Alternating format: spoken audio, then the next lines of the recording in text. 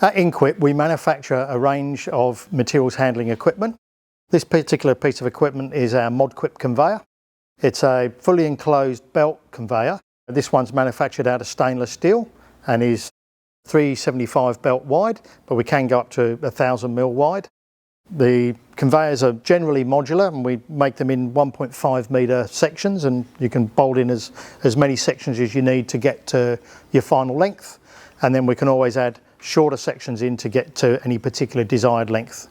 This particular unit is going to be used at a mineral sand site, and it'll be operating between 4 and 18 tonne an hour.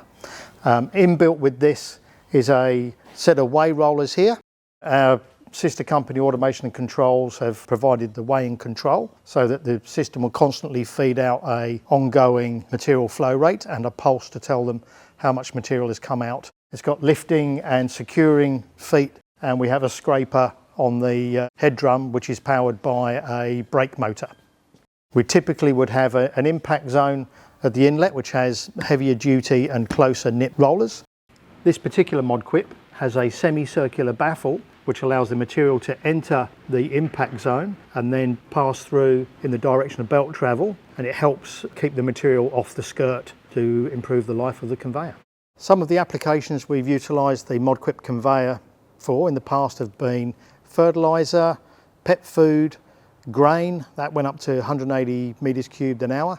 We've done potash, we've done carbon, wood chips, iron ore dust from underneath belt conveyors, and a whole host of other applications from 2 metres cubed an hour, like I say, up to 180 metres cubed an hour. I think the longest unit we've done was 45 metres, and we've also done one unit that was doing garnet.